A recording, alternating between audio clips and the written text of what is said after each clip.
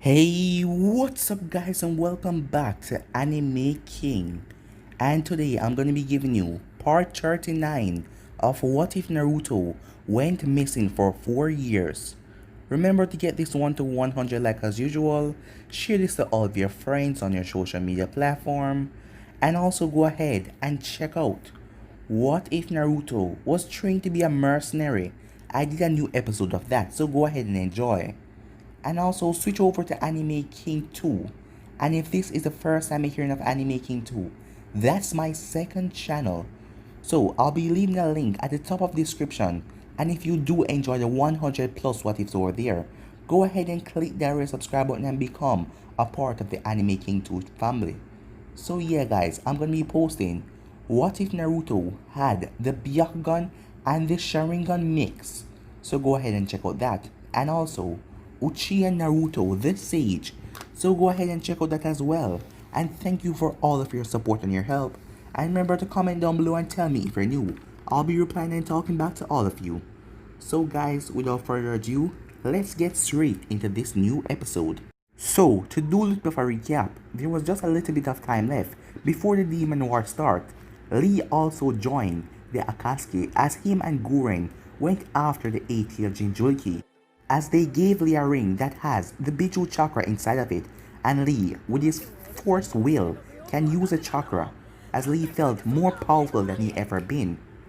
The Akatsuki's are also planning to use a seal to seal away all of the Biju, but they're going to use that for their own gain. Back at the Lee village, Naruto was very nervous as his wedding is very close. It's just in a couple of hours. So yeah guys, that was basically the last part we left off. You guys can check out the playlist and check it out for yourself. So, let's start this new episode. This episode starts a couple of hours after Naruto was with his friends.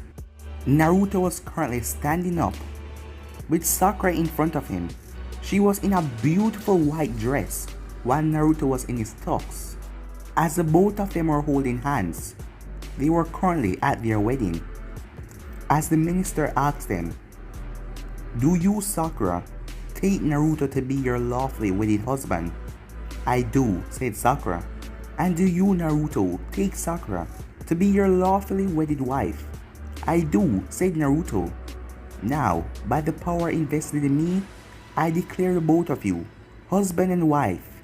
You may kiss the bride." As Naruto then holds Sakura and pulled her close and kissed her, as everyone then started to cheer and clap for the both of them, as the rest of the females were tearing up, as Sakura was crying as well, as Naruto pulled her closely and gave her another kiss. Time skip. Months later, we start this with a bright sunny day, as Sakura got out of bed, as she turned off Naruto's alarm because he needed the rest, with all of the planning that he and Shikamaru has been doing, because the war begin tomorrow.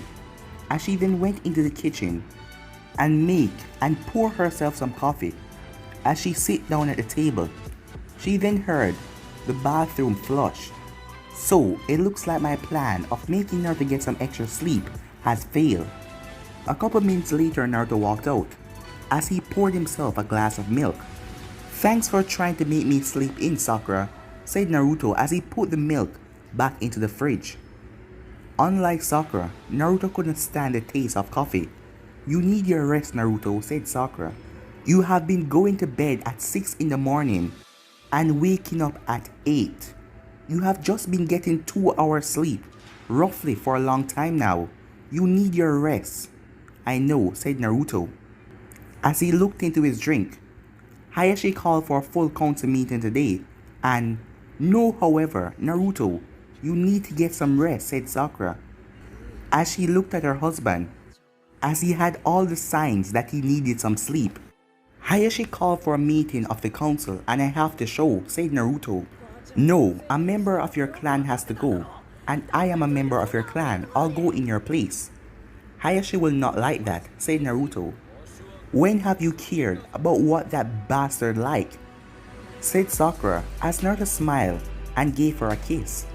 "Alright then, I'll go back to bed," he said with a yawn. "Good luck." "Thanks, I will need it," said Sakura. 2 hours later, Sakura walked in the council room. Instantly, the members of the council looked at her as she took the Namikaze clan seat.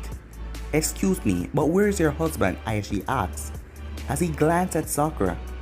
"He's busy, so I am here in his place," said Sakura as she glanced at Hayashi. "It is within her rights, Hayashi," said Tsunade as she entered the room. "Will you also tell me why you sent a shadow clone instead of your normal self, Hayashi?" Sakura asked. "What?" asked Kiba, as he and his mother looked at Hayashi. "In order to help train the next generation how the council was run, Kiba, Shikamaru, and Choji has taken their clan seat with their parents in the background so they can give them the support and the final word." "I am surprised that you can tell," said Hayashi with a grin on his face as he looked at the council members. "What is the meaning of this, Hayashi? You call a council meeting and you send a clone in your place?" Tatsumi growled. "Oh, calm down, dog bitch, and stay in your place," Hayashi said as Tatsumi's eyes widened. "You have no right to disrespect your fellow council members," said Sakura. "You can also shut up, demon scum. I am only sorry that I didn't get to say this in front of your worthless husband," snapped Hayashi. "What is wrong with you?" asked Inoichi.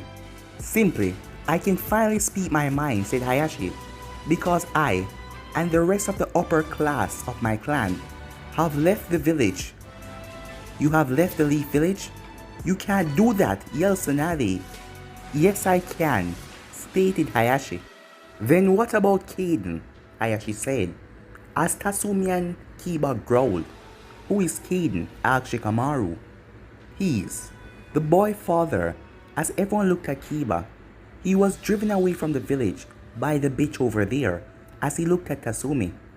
"He promised that he wouldn't share any clan secret, but my upper clan is gone, so there is no clan secret to share," said Hayashi. "Well, why are you leaving us?" asked Choza. "Because this village is doomed by the idiot and the stupid Hokage," stated Hayashi. "Bastard, we supported you," stated Choza. "You did what I told you to do, you fat ass," said Hayashi, as Choza's blood started to boil. "I control you all like puppets, and now it's time for me to leave you to your deaths." With that, Hayashi disappeared in a puff of smoke. "That bastard," said Tatsumi. "Lady Tsunade, we need to get a team together and look for him," said Inoichi. "Hayashi wouldn't go anywhere where he didn't have power," said Tatsumi. "He must have struck a deal with the Rock Village." "Makes sense," said Shikamaru. "We have to send the Anbu team out," ordered Inoichi. "The moment we cross into our country, they will attack us," said Tsunade. "Besides, we need to focus on the coming war. Time is short." "This is about defending the Leaf," said Tatsumi. "We can't let the Byakugan fall into the hands of another village." "There will not be a village if we don't win this war," stated Sakura. "Sakura is right, we need to focus on the war first. Leave Hayashi in his hellhole," said Tsunade. The news spread around fast that Hayashi deserted the village, but they can't worry about that now. Everything has already been set up. Time skip, later on. "One more day," said Sakura, as she looked at a line of troops moving across the battlefield. Ninja from the Leaf, joined by the Sand, the Cloud, and the Mist, and other small villages that had ninja, moved around as they got things ready. They were not alone, they had foxes, lions, and wolf. "It will be alright, Sakura," said Naruto as he wrapped his arms around his wife. But that was a lie. In under 24 hours, a war like none of them have ever seen will take place. As they were looking over to the clearing, as they can see the other army, with sharks, demon scorpion, and snakes, as they were shocked to how much there really were. "Sakura, Naruto," said Shikamaru, "you guys need to get some sleep."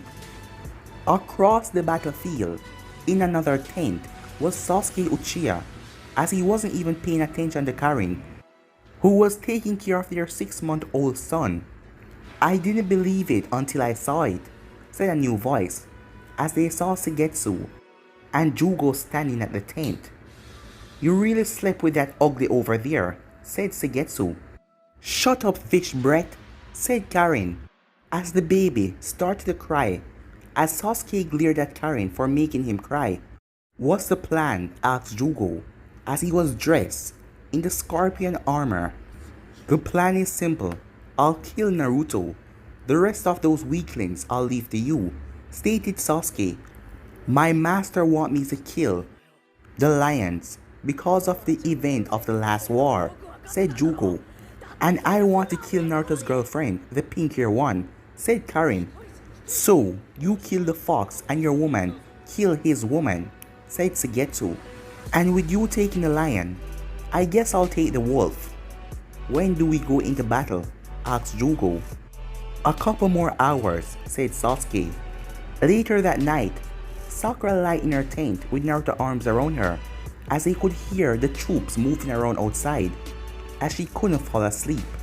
She then unwrapped his arms, as she went outside to see the campfire still burning.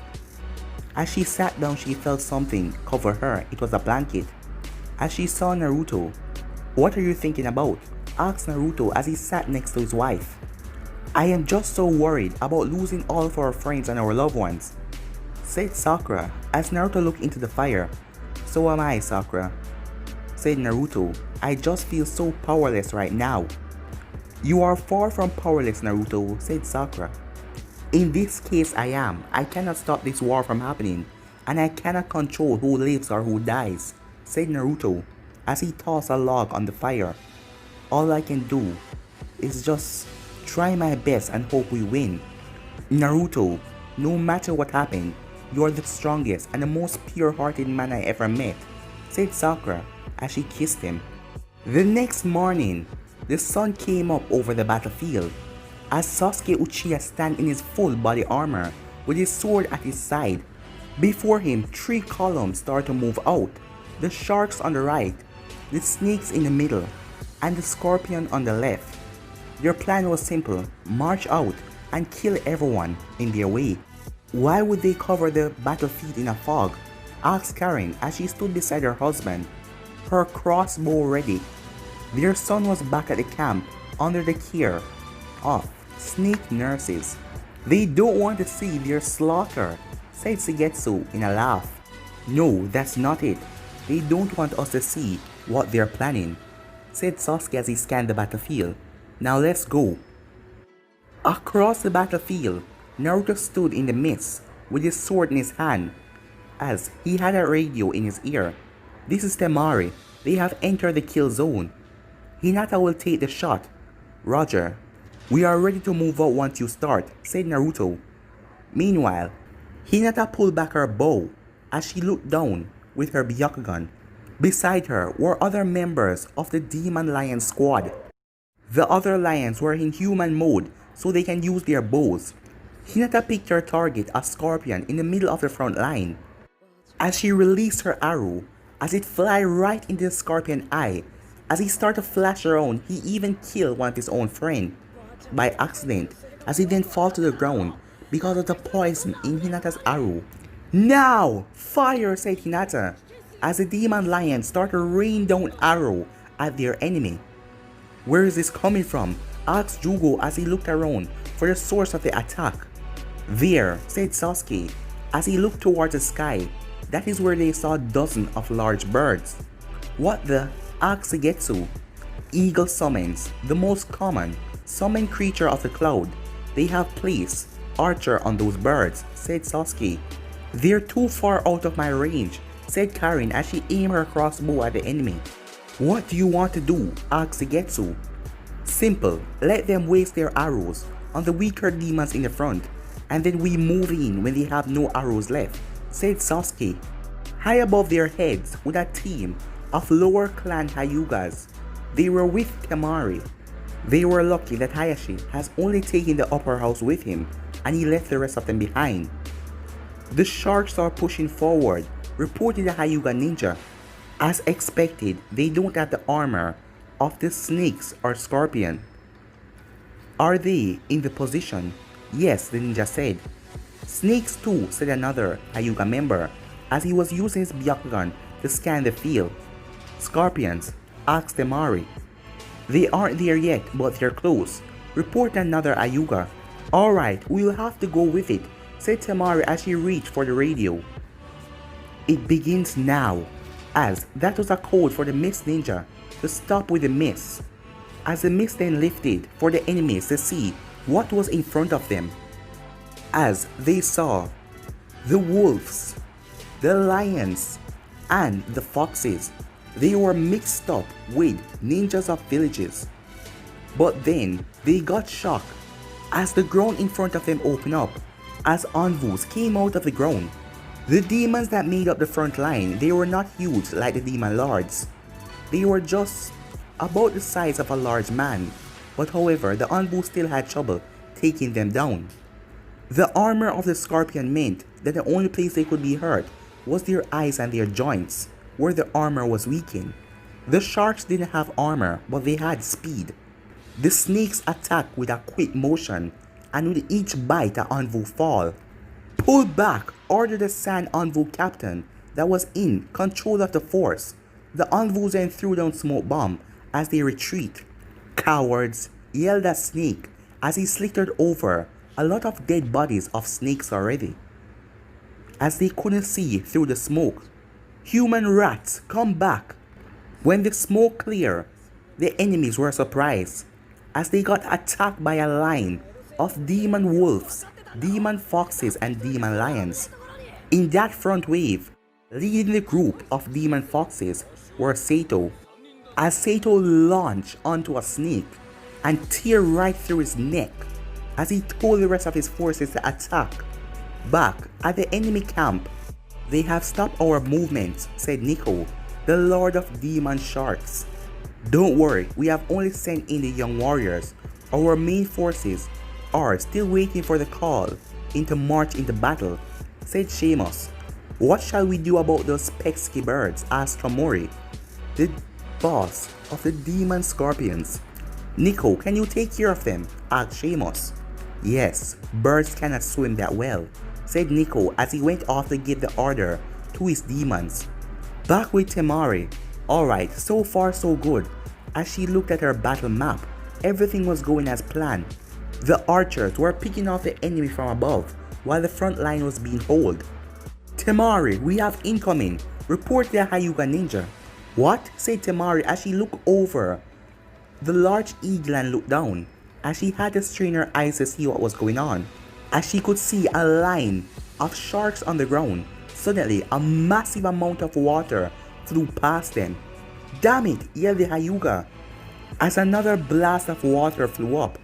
They're trying to shoot us down, yelled Temari as the shark kept on firing up water at them.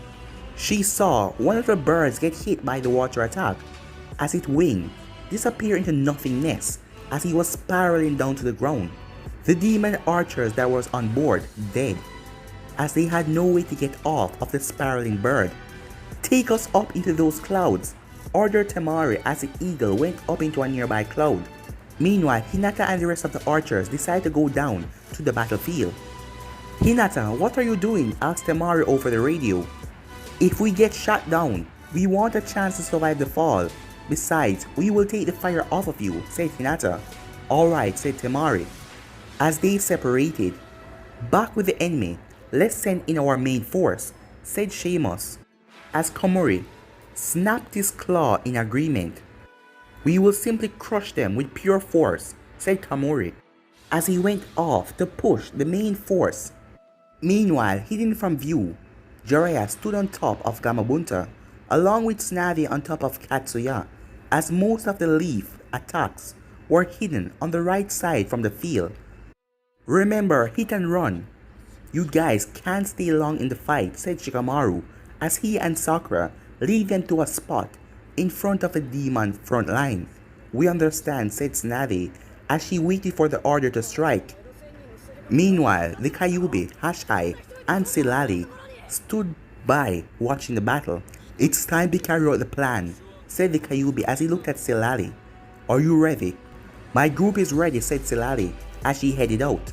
Along with her was a large group of demon lions who moved out on the left side. as they enter the battlefield.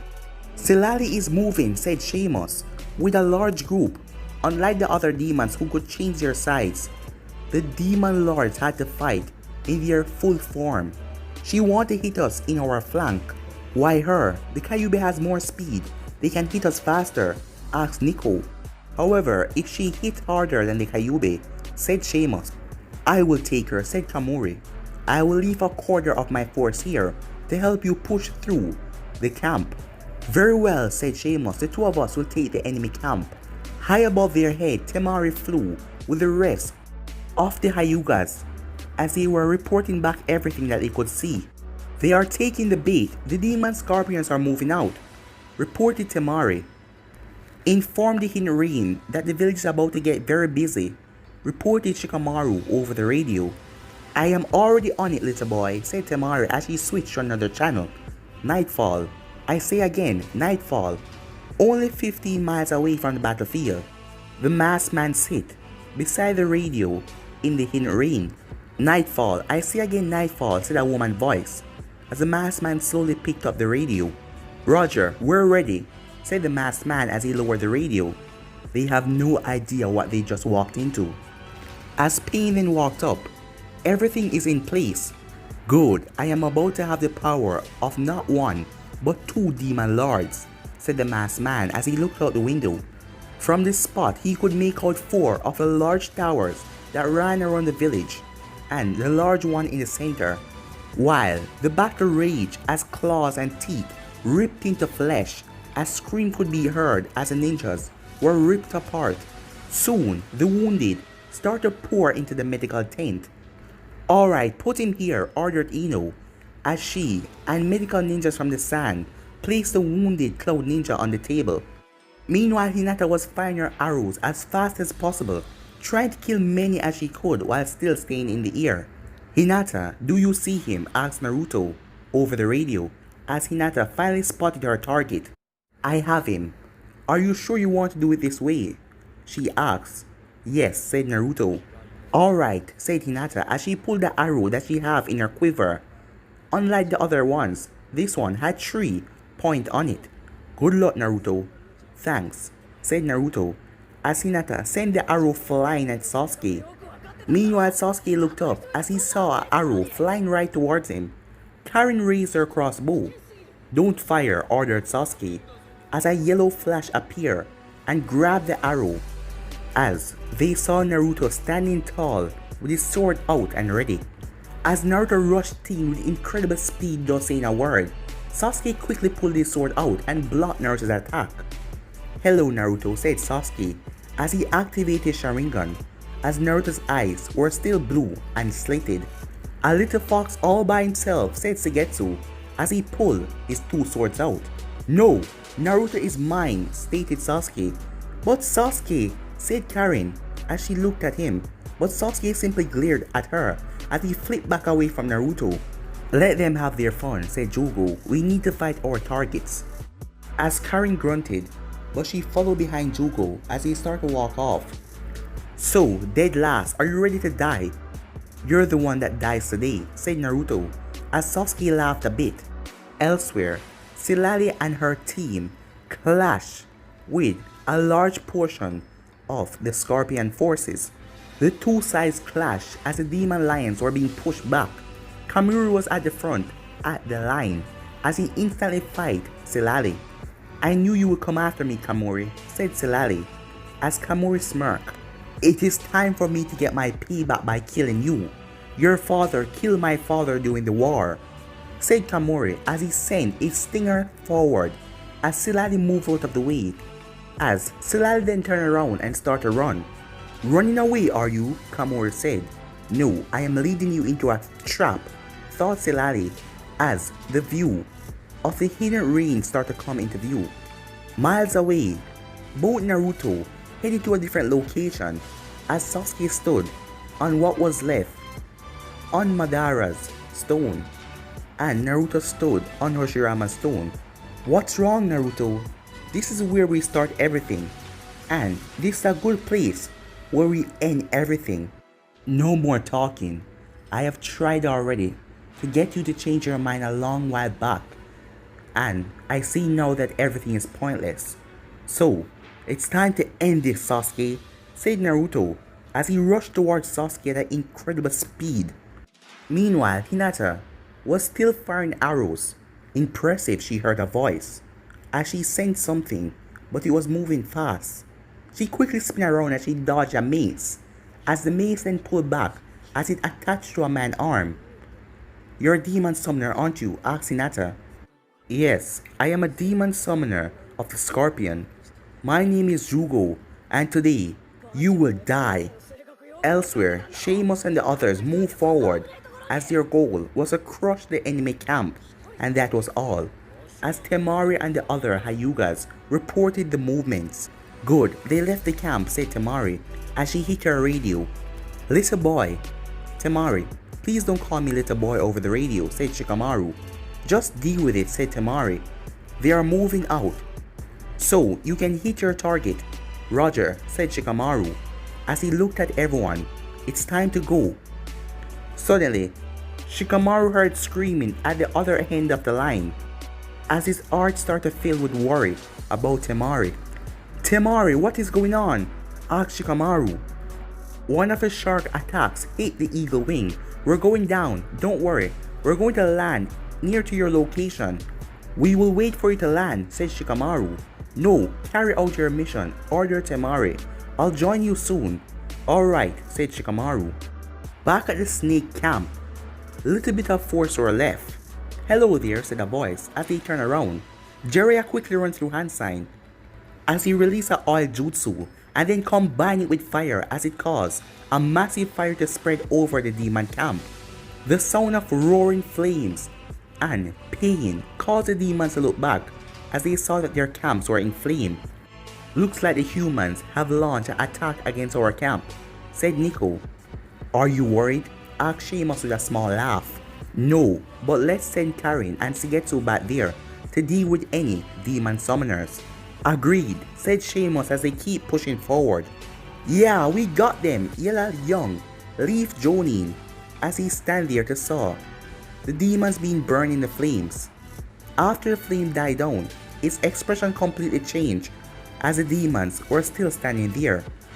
"This is going to be entertaining," said one of the demon snakes as they looked at the humans. "Well, no time than the present," said Jiraiya as he readied himself for the attack. But guys, I'm going to end this episode right here. If you want to see the next part of this, you already know what to do. Like, subscribe, comment down below, and turn on that bell notification to stay posted. Remember to share to all of your friends and social media platform. But for now, I'm out. Peace.